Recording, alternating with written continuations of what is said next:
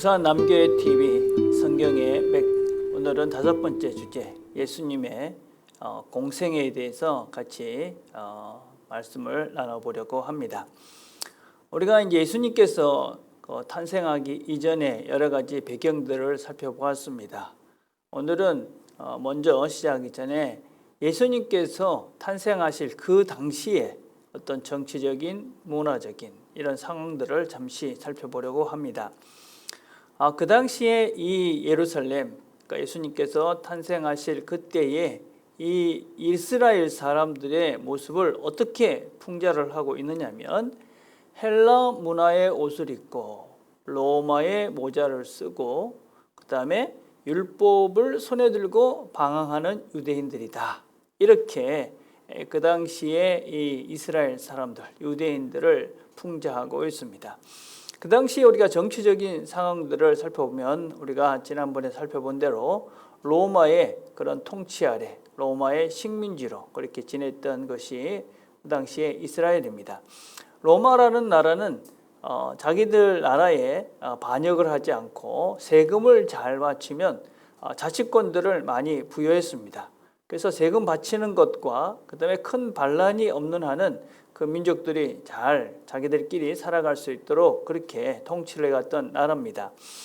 그래서 그 나라는 자기들 민족들이 잘 지내는 나라는 큰 반란이 없는 나라에는 분봉왕, 그래서 헤롯 같은 사람을 파견해서 나라를 다스리게 했고 반란이 좀 많이 일어나는 나라, 그러니까는 예루살렘 같은 데는 늘 반란이 많이 일어났기 때문에 총독을 파견을 해서 다스리게 했습니다. 우리가 이제 빌라도 같은 사람들이 예루살렘 총독으로 있었던 때이지요.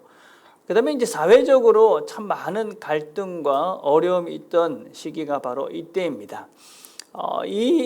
예수님께서 탄생하시기 이전에 그 당시에 이 이스라엘이라는 나라는 많은 갈등이 있었습니다. 무엇보다도 어떤 그 정치적으로 로마 권력, 그 전에도 얘기했지만 헬라, 이 다른 문화와 다른 어떤 그 정치 세력과 타협을 할 것인가 반항을 할 것인가 라는 정치적인 그런 갈등들이 아주 많이 있었습니다. 그래서 그 당시에는 열심당, 그래서 우리가 독립을 쟁취된다 라는 그런 운동들을 하던 그룹들이 있었기 때문에 정치적인 갈등이 아주 많이 있었습니다.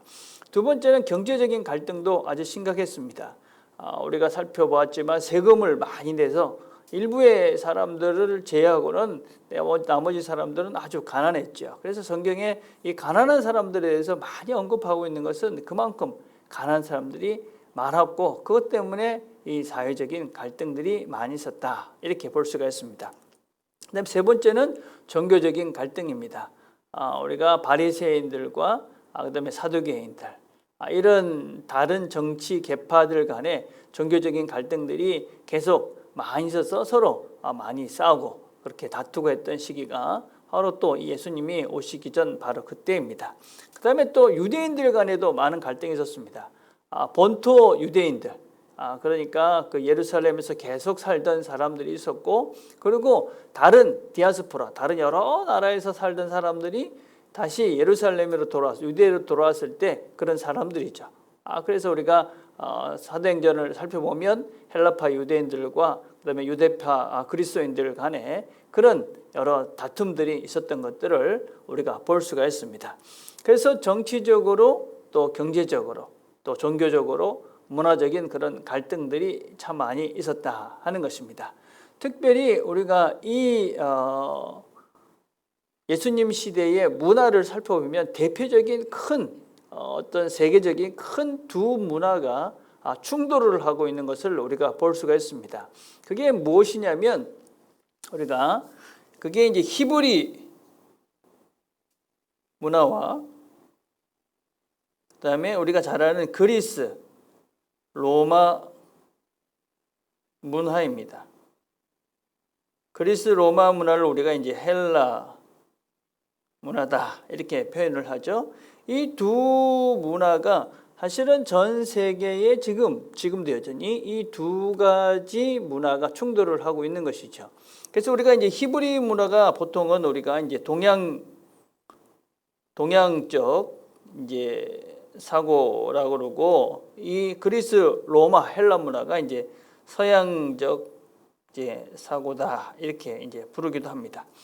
이 두 문화 사이에는 아주 많은 차이가 있습니다. 기본적으로 히브리 문화는 신 중심의 문화입니다. 하나님 중심의 문화죠. 그래서 히브리 사람들은 하나님이 왕이다. 그런 생각을 가지고 하나님 중심의 문화, 신본주의라고 얘기할 수 있는 문화를 가지고 있던 사람들이 히브리 사람입니다. 그런데 로마는 어떤 사람입니까? 사람 중심이죠. 예. 그래서 우리가 인본주의다. 그래서 어쨌든지 사람을 먼저 생각하는 이런 문화를 가지고 있는 것이 이제 헬라 문화입니다. 두 번째, 관계에 있어서도 히브리와 헬라는 많이 다릅니다. 기본적으로 이들이 추구해 갔던 문화에 있어서 헬라 문화는 철저하게 이 개인 중심의 그런 문화입니다. 근데 히브리는 이제 관계 중심이죠. 지금 우리도 마찬가지죠. 보통 우리가 서구 그러면 아주 이기적인 그런 개인주의가 이렇게 팽배했다 이렇게 얘기하고, 그 다음에 이제 동양을 얘기하면 이제 관계 중심적인 그런 문화다 이렇게 이야기를 하죠.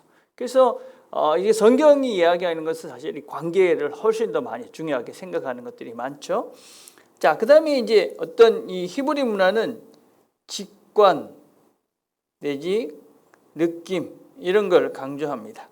그 다음에 그리스 로마는 이성, 논리 중심의 그런 문화가 그리스 로마입니다.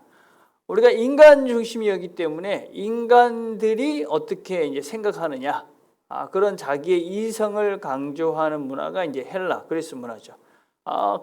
그러나 어떤 그 히브리적인 문화라는 것은 하나님이 주신 영감, 직관 이런 것들을 강조하는, 그래서 조금 완전히 다른 두 가지 이제 중심적인 사고의 방식들이 다른 것이죠. 그 다음에 이 헬라의 문화라는 것은 공간적인 사고입니다. 그래서 이들이 공간적인 사고라는 것은 무엇이냐면, 이들의 헬라 문화의 원래 본질적인 그 문화의 배경은 농업입니다. 그래서 그 공간 안에서 이들이 어떤 삶을 살아가는 그런 공간적인, 그 정적인 그런 문화가 그리스 헬라의 문화입니다. 그래서 역사관은 이들은 윤회적 역사관을 가지고 있다 그렇게 얘기합니다. 그래서 모든 역사는 이렇게 돈다. 이게 농사를 짓다 보면 똑같은 것들이 반복되지 않습니까? 그래서 이들의 역사관은 윤회적 역사관.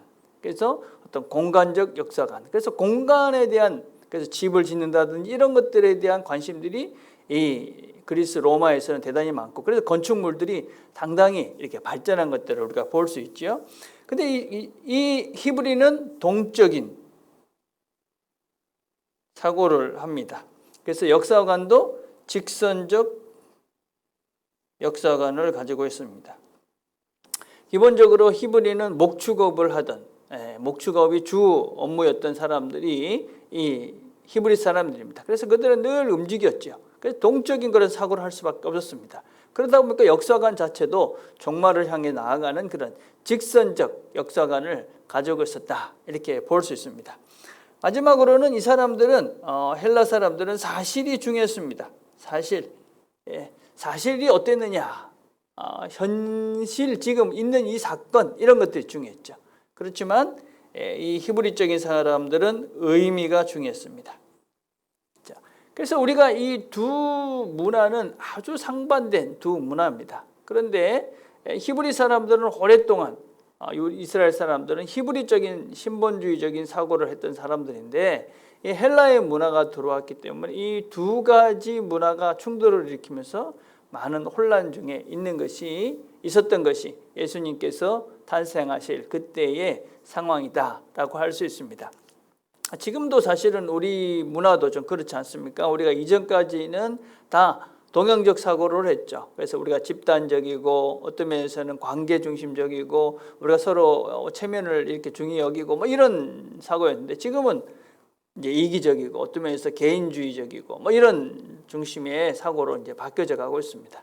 이 두 사고는 우리의 사람들의 어떤 사고를 결정하는 아주 중요한 그런 개념들인데, 이런 것들에 대한 좋은 밸런스와 이런 것들을 균형을 이루어가는 것은 우리가 생각의 깊이를 또 넓이를 넓혀가는 데 대단히 중요하다고 할 수 있습니다.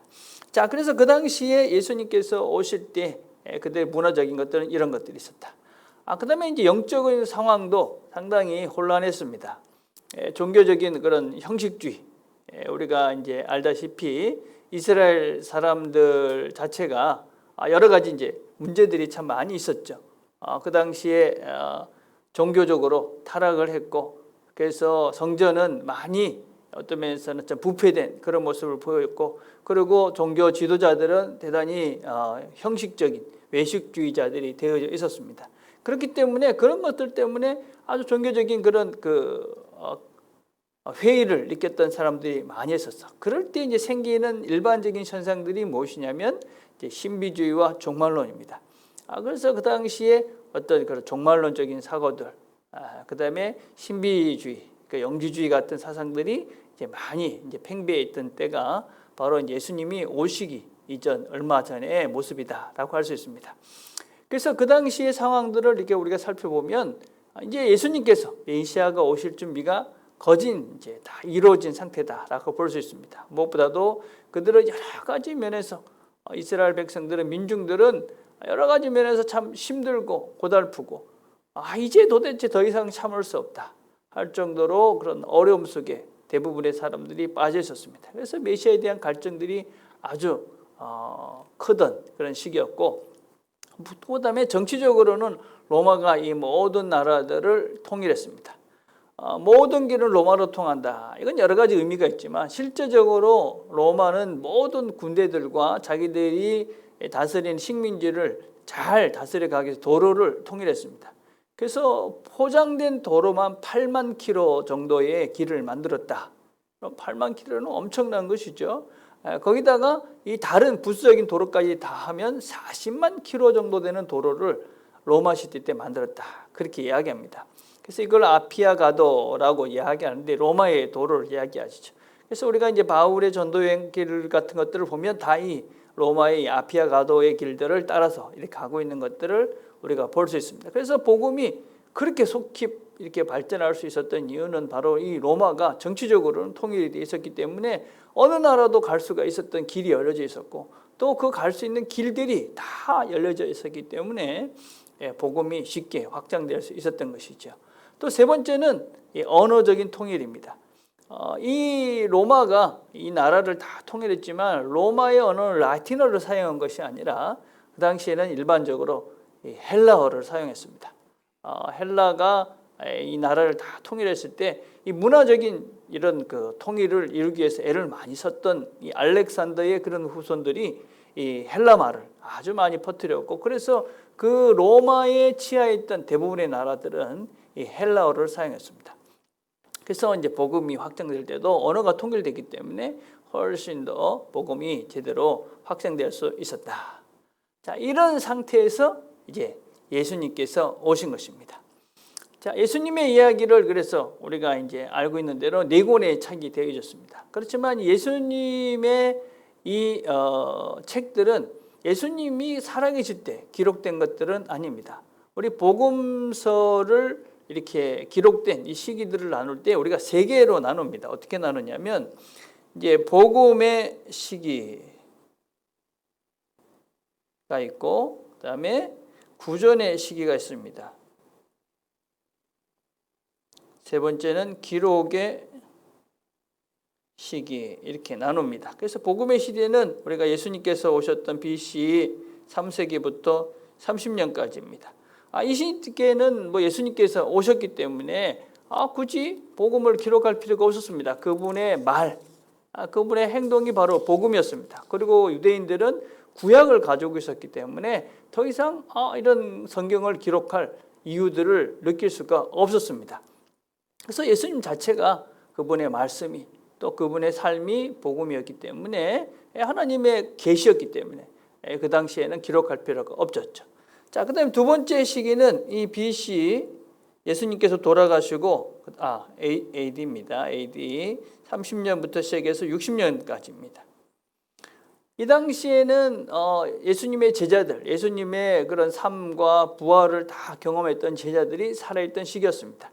그래서 그들이 말로 예수님의 이야기를 다 증거하고 다녔습니다. 우리가 잘 알듯이 사도행전 5장 43절에 보면 저희가 날마다 성전에 있든지 집에 있든지 예수는 그리스도라 가르치기와 전도하기를 쉬지 아니했다. 그러니까 이 사도들이 말로 직접 전도하고 가르치고 했던 이 구전식입니다. 그리고 그 당시만 해도 사람들은 예수님께서 내가 이제 속히 올 것이다 그렇게 말씀하셨기 때문에 정말 속히 금방 올 것이라고 생각을 했죠. 그래서 그들은 이 예수님의 이야기를 굳이 글로 기록할 필요가 없다 그렇게 생각을 했습니다. 자, 그 다음에 이제 예수님이 이제 돌아가시고 이제 제자들이 이제 죽기 시작하면서 그때부터 이제 복음서가 기록될 필요가 느껴져서 60년부터 90년 사이에 이제 복음서와 이제 성경들이 기록이 되기 시작합니다.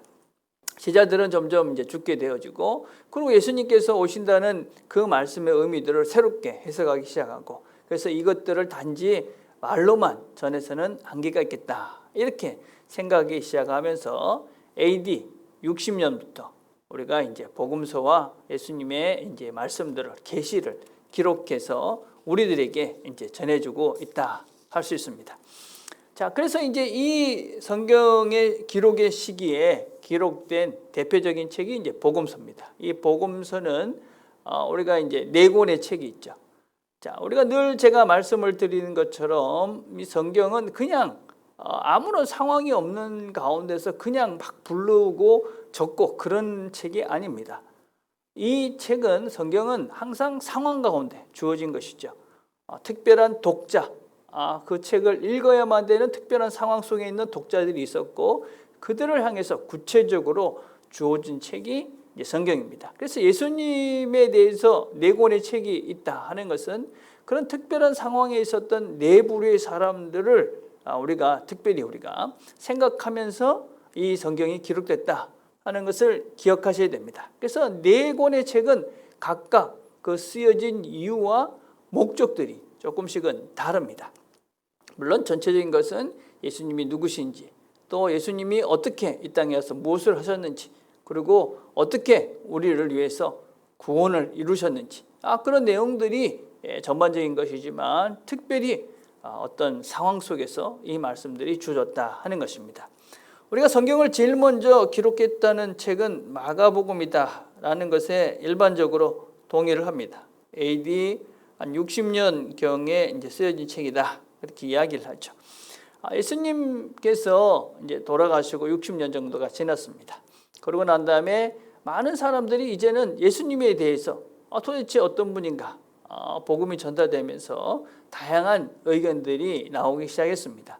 자, 그래서 그런 그 예수님의 다양한 이야기들이 나오는 가운데 예수님의 수제자였던 베드로는 이 예수님에 대한 이야기를 기록으로 남겨야 되겠다 그래 작정을 한 거죠. 그래서 베드로가 어떤 면에서는 이 마가에게 이야기해서 쓰여진 책이 마가복음이다 보통 그렇게 이야기를 합니다. 마가는 누구냐면 마가는 베드로의 통역자입니다. 여러분, 베드로는 우리가 알다시피 그냥 어부였습니다. 그는 그 당시 언어인 아람어밖에 히브리어밖에 할 수가 없었습니다. 근데 그는 이제 온 세계를 다니면서 복음을 전하지 않습니까? 통역자가 필요했던 것입니다. 그리고 그 통역자가 누구냐? 마가입니다. 마가 요한이라고 이야기하는 사람이죠. 그래서 요한을 데리고 다니면서 아마 예수님에 대해서 자기들의 있었던 일들을 아주 자세하게 이야기했을 것이고 그것들을 마가가 기록으로 남긴 책이 이제 마가복음입니다. 그래서 마가복음을 읽어보면 제자들, 특별히 베드로가 대단히 어리석은 사람으로 등장을 합니다. 왜냐하면 자기가 자기 고백을 하는 것이죠. 내가 이렇게 참 어리석었다. 이런 것들을 우리가 볼 수 있는 책이 이제 마가복음입니다. 이 마가복음은 특별히 이 마가가 또 이 베드로가 헬라의 이 문화 속에서 헬라권에 있는 사람들에게 이 복음을 전한 것입니다. 그렇기 때문에 예수님의 어떤 다른 면보다는 이 인성, 인간적인 면을 대단히 강조하고 있는 책이 이 마가복음입니다. 그래서 여러분 마가복음을 읽다 보면 예수님이 어떤 감정적인 이런 부분들이 슬퍼하고 또 어떤 눈물을 짓고 화를 내고 뭐 이런 아주 인간적인 그런 면들을 많이 부각시키고 있는 것이 이 마가복음이다. 이렇게 우리가 볼 수가 있습니다. 그리고 이 마가복음은 어떤 면에서 이제 그 구약을 모르고 또 어떤 그 히브리어를 모르는 사람들이 있었기 때문에 중간중간에 그런 사람을 위해서 번역도 하죠. 대표적인 게 이제 달리다고 이런 것입니다. 소녀야 일어나라라는 뜻이다. 이런 것들은 이제 이런 달리다곰이라는 말을 모르는 사람들, 그런 사람들을 위해서 특별히 이제 설명을 해주고 있는 것이다라고 할 수 있죠. 자, 두 번째 책이 보통은 우리가 이제 마태복음 이제 그렇게 이야기합니다. 자, 마태복음은 우리가 AD 70년 이후에 뭐 그 근처에 쓰였다 보통 그렇게 이야기하죠. AD 70년은 중요한 해라고 그랬죠. AD 70년은 성전이 무너져서 더 이상 성전이 존재하지 않았던 그런 시기가 바로 AD 70년입니다. 자, 이 당시에 이 마태복음은 특별히 유대인들을 위해서 쓰여졌습니다. 특별히 유대인들 중에도 어떤 유대인들이냐면 예수님을 믿고 어떤 면에서는 유대인들로부터 많은 박해를 받고 고난을 받고 있는 그 회심한 유대인들, 그리스도인 유대인들을 위해서 기록된 책이 바로 이 마태복음입니다. 그래서 마태복음을 읽다 보면 마태복음에는 구약을 많이 인용하는 것들을 볼 수 있죠. 자, 유대인들이 이제 회심을 했습니다. 유대인들이 예수님이 그리스도다 그렇게 믿기 시작했습니다. 근데 이들이 이제 갈등을 하기 시작하는 겁니다. 아니, 내가 하나님을 믿기 시작했는데 왜 이렇게 우리에겐 어려움이 있고 또 왜 다른 사람들은 이 예수님을 모르고 그리고 우리한테 왜 이렇게 공동체는 이렇게 우리를 박해하면서 이런 어려움과 힘든 속에 살아야 되는가? 그리고 주변에 있는 다른 유대인들은 예수를 믿지 않는 사람들은 예수는 하나님의 아들이 아니다. 그는 신선모독을 한 그런 이단하다. 그렇게 이제 사람들이 예수를 부정하고 예수를 질타합니다. 그런 갈등들 속에서 마태는 예수님이 도대체 누군가 하는 것을 유대인들이 이해할 수 있는 언어로 그들이 가장 효과적으로 예수님을 이해할 수 있는 방법으로 기록한 책이 마태복음입니다. 그래서 마태복음의 주제는 임마누엘이다. 그래서 우리가 1장에도 예수님의 이름을 임마누엘이다 그렇게 시작을 하고 우리가 맨 끝에 마태복음 28장 19절에도 내가 세상 끝날까지 너희와 함께 할 것이다. 그래서 임마누엘의 하나님을 처음과 끝을 이렇게 강조했어요. 그 인크루시오라는 말인데 그렇게 강조하면서 이 임마누엘 너희와 함께하는 하나님이 예수가 바로 너희들이 하나님이시다라는 것을 너희와 함께하는 하나님이시다라는 것을 이야기하고 있는 책이 바로 마태복음입니다. 그리고 이 마태복음이라는 것은 구조적으로는 5개의 말씀과 10가지의 기적들로 기록이 되어 있습니다. 이스라엘 백성들은 유대인들은 5개의 말씀 그러면 오경을 생각하는 거죠. 10개의 기적 그러면 출애굽의 사건들을 이야기합니다. 그래서 5개의 말씀으로 너희와 함께 하시고 그다음에 10개의 기적 그들의 기적을 통해서 이스라엘 백성들을 출애굽시켰듯이 하나님께서 역사를 베풀어서 능력을 베푸셔서 너희들을 새로운 하나님 나라로 이끌어 가신다. 그런 것들을 이 마태복음 전체 속에서 이렇게 보여주고 있는 책이 바로 이 마태복음입니다. 그래서 이 마태복음은 유대 공동체, 유대인들이 그것을 읽었을 때 그렇구나 이렇게 이해할 수 있도록 기록된 책이 바로 이 마태복음이다라고 할 수 있습니다. 자, 세 번째 기록된 책은 누가복음입니다. 누가복음은 누가복음도 AD 한 70년에서 한 80년 사이에 기록이 됐다. 보통 이렇게 이야기를 하죠. 누가복음은 로마인들을 향한 변증서다. 그렇게 이야기를 합니다. 자, 우리가 70년, 80년을 겪으면서 예수님께서 어떤 로마에서는 오해를 받게 되느냐. 60년 때만 해도 그죠? 우리가 여러 가지 이 로마 황제들의 그런 박해 이런 것들을 통해서 이 기독교가 로마에 대항하는 종교로 그렇게 비춰지기 시작합니다. 그래서 누가는 그게 아니다. 예수님은 로마의 나라를, 그런 그 눈에 보이는 나라를 정복하기 위한 그런 왕이 아니라 온 세상을 다스리는 참된 왕이다. 이런 이야기를 변증하고 있는 책이 바로 누가복음입니다. 그래서 여러분, 누가복음이라는 책은 누구에게 시작합니까? 데오빌라라는 것은 여러 의미가 있다고 그랬습니다. 하나님의 친구, 그런 뜻도 있지만 그 당시에 로마의 이제 관원에게 이제 쓴 편지다라고 할 수 있습니다. 그래서 로마 관원에게 편지를 보내는 것입니다. 뭐라고 보내는 것이, 예수님은 이런 분이다. 그런데 이 사람은 로마의 그런 정치적인 것에 관심이 있는 그런 분이 아니시다. 그래서 우리가 이 누가복음과 사도행전을 읽다 보면 백부장이 등장합니다. 근데 그 백부장들이 다 어떤 사람들이냐? 우리가 누가복음에 보면 백부장의 그런 그 하인을 고쳐주는 이야기가 나오죠. 그리고 우리가 이제 누가복음 마지막에 가면 예수님께서 죽으신 것을 보고 난 다음에 뭐라고 얘기합니까? 이 사람은 하나님의 의인이다. 그리고 사도행전에 가면 고넬료 백부장의 이야기가 나옵니다. 그가 하나님의 사람으로 회심하는 그런 이야기가 나오죠. 그렇죠?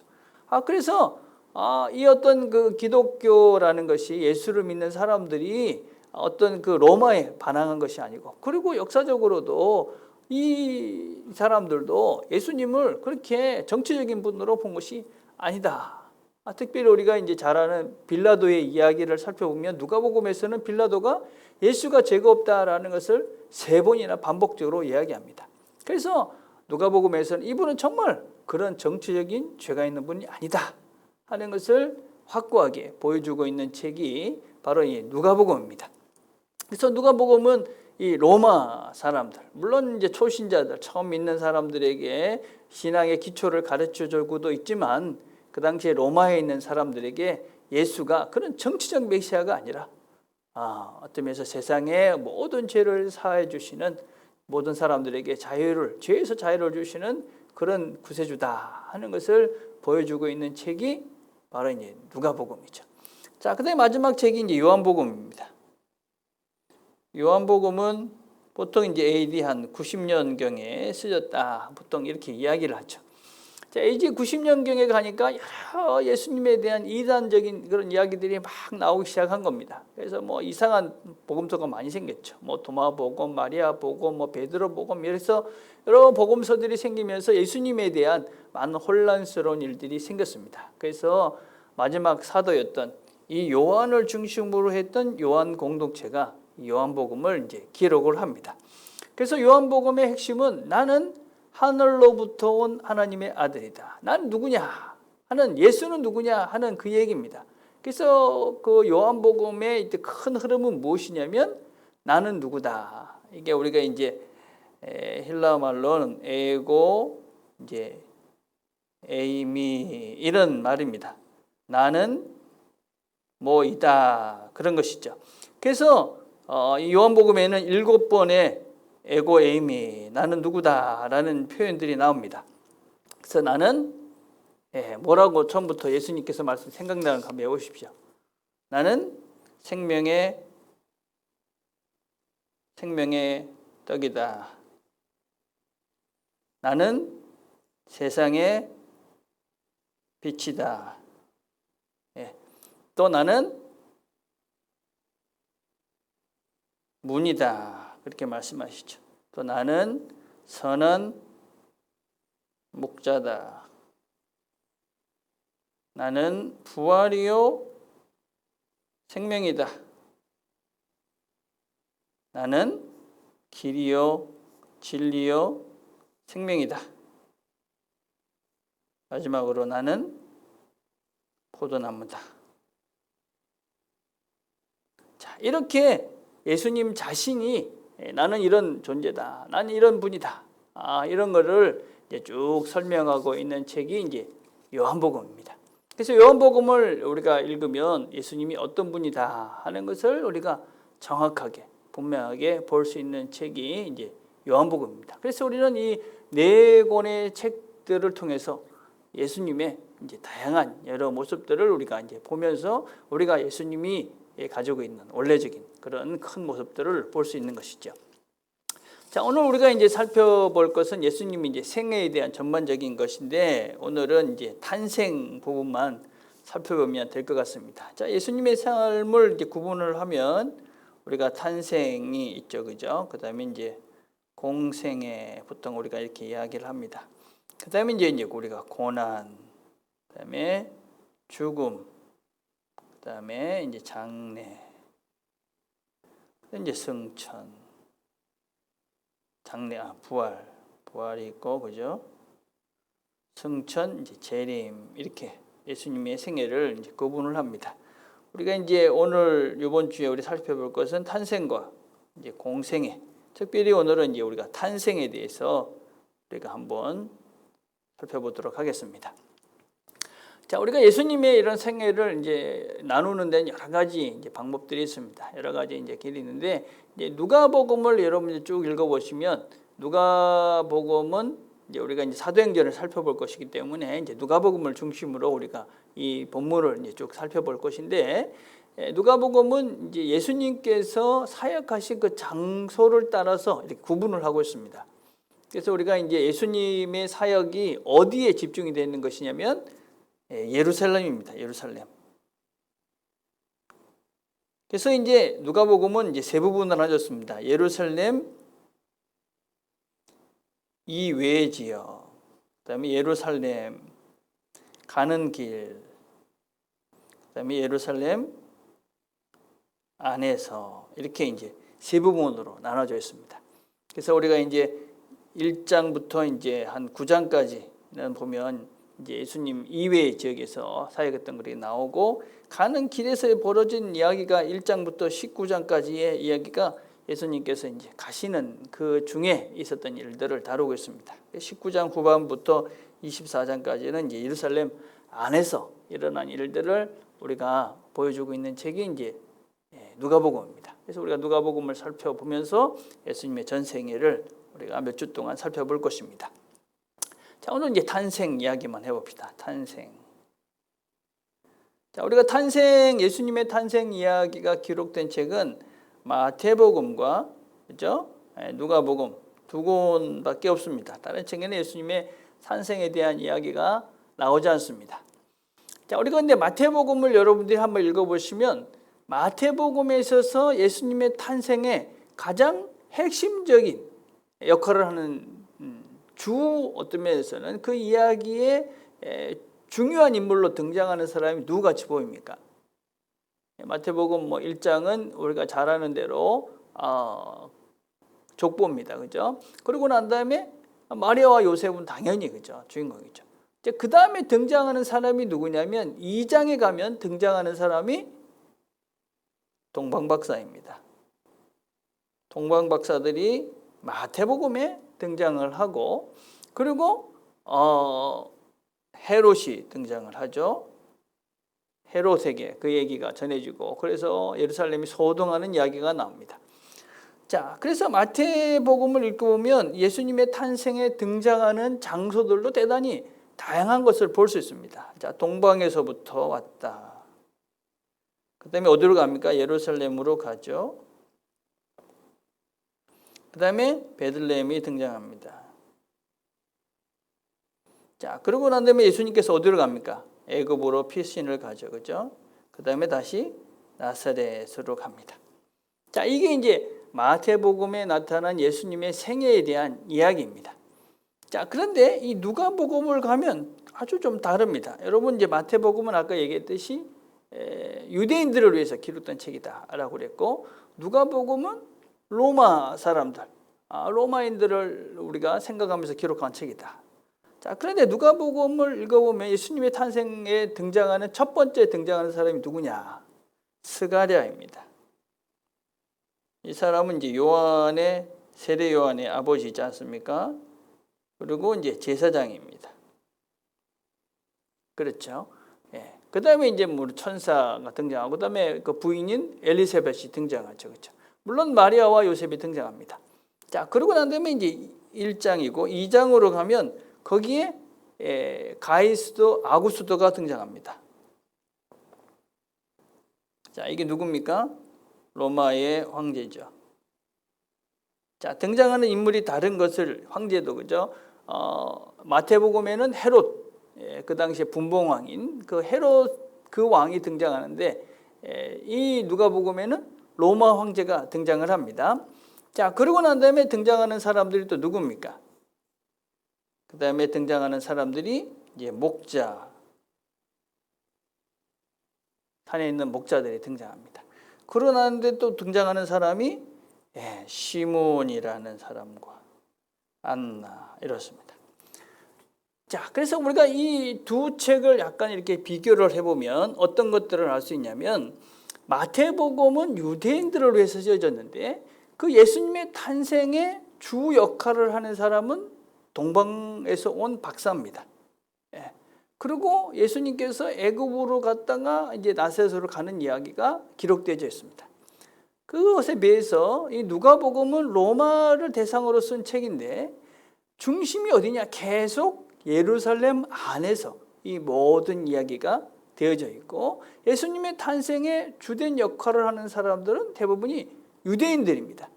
그 시대적인 배경, 이게 로마의 황제, 그 시대 때 일어났던 일이다라는 것을 언급하기 위해서 아우구스투스가 등장하지 그 외에는 전부 다 유대인들의 이야기들이 가지고 있습니다. 이것은 성경이 가지고 있는 두 가지 특징을 이렇게 선포하고 있는 이야기입니다. 무슨 얘기냐면 성경에는 항상 두 가지 사상이 함께 어우러져 있습니다. 그걸 뭐라고 그러냐면 특수주의와 보편주의라는 것입니다. 성경은 이 특수주의와 보편적인, 그러니까 이스라엘 백성, 유대인이라는 특별한 이 민족들이 있지만 이 민족들만에 제한된 것이 복음이 아니다. 이 복음은 유대인들에게 1차적으로 주어졌지만 그 복음이 추구해 갈 것은 보편적, 모든 사람들이다. 그래서 여러분 마태복음을 읽어보면 마태복음이 유대인들을 위해서 쓰여진 책이지만 여전히 거기에 등장하고 있는 동방에서부터 이방에서부터 예수님의 탄생부터 이방의 사람들에게도 필요한 존재, 이방의 사람들에게도 왕으로 오신 분 언급이 되고 있고 우리가 잘 아는 대로 마태복음 마지막 끝에 뭐라고 얘기하고 있습니까? 18장 19절에 가면 모든 민족에게 가라. 그래서 모든 민족에게 가야 됨을 언급을 하고 있습니다. 자, 그 반대로 누가복음은 로마 사람들을 위해서 기록된 책입니다. 그렇죠? 그렇지만 그 로마 사람들에게 전파되기 전에 이 복음이 어디서부터 시작됐느냐? 이 복음은 예루살렘, 유대인 거기서부터 시작된 복음이다. 그래서 이 특수주의와 보편주의라는 두 가지 사상이 함께 어우러져 있는 것이 성경입니다. 그래서 우리는 이 두 가지 사상을 다 받아들이고 수용합니다. 이스라엘의 백성은 특수한 민족입니다. 근데 그렇지만 그들을 선택한 것은 단지 그 이스라엘만을 위해서가 아닙니다. 그들이 감당해야 될 것은 그들에게 실제적으로 그들을 선택하신 이유는 온 세상입니다. 그리스도인들도 마찬가지입니다. 우리라는 존재는 하나님이 특별히 선택한 존재들입니다. 선택받은 존재들이죠. 그렇지만 우리가 섬기고 가야 될, 우리가 품고 갈 세상은 온 세상이다. 그래서 이 특수주의와 보편주의라는 두 가지 사상들이 우리가 함께 어우러져서 세상에 대한 책임을 감당해야 되는 존재들이 바로 이제 그리스도인인 것이죠. 근데 이 특수주의라는 이 선민 사상을 잘못 이해하면 폐쇄적이 되고 이기적인 그런 단체로 그렇게 변질이 되죠.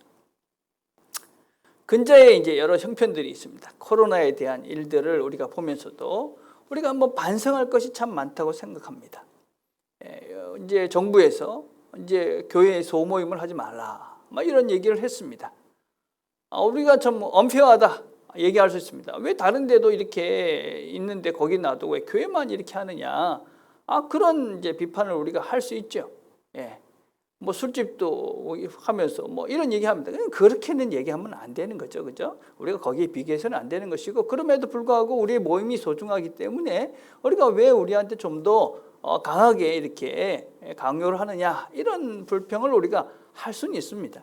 그렇지만 우리가 누군지를 이제 생각을 해봐야 되는 것이죠. 우리가 실수한 교회들이 있고 그 실수한 교회도 우리 형제들이고 우리 교회들이 있지 않습니까? 그러니까 그래 그들이 실수했으니 우리가 같이 실수한 것이다. 그래 우리가 미안하다. 우리가 조금 더 조심하겠다.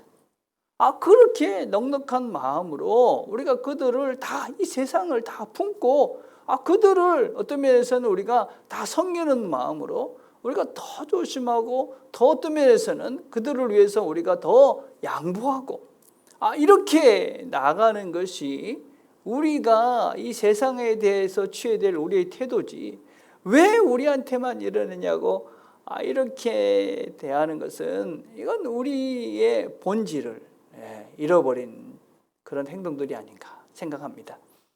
우리가 품고 가야 될 대상은 우리 안의 사람들만은 아닙니다. 우리가 존재해야 될 이유는 하나님이 특별히 선택하신 이유는 우리를 통해서 온 세상을 하나님의 사람들로 온 세상을 하나님 원하시는 아름다운 세상으로 만들어 가려는 것이 하나님의 뜻이다. 이게 이제 우리를 선택하신 특수주의와 보편주의라는 두 사상들이 성경에 나타난 이유들이다 라고 할 수 있습니다. 오늘 이 정도로 하겠습니다. 기도하고 마치겠습니다. 하나님 아버지 감사합니다. 오늘도 저희들이 예수님의 공생애 또 그 당시의 상황들 또 예수님의 탄생을 생각해 보았습니다. 우리에게 이런 사건들을 통해서 말씀하시는 것들이 있습니다. 우리가 잘 듣고 깨닫고 우리의 책임을 잘 감당해가는 우리 모두가 되도록 은혜를 베풀어 주옵소서. 예수님의 이름으로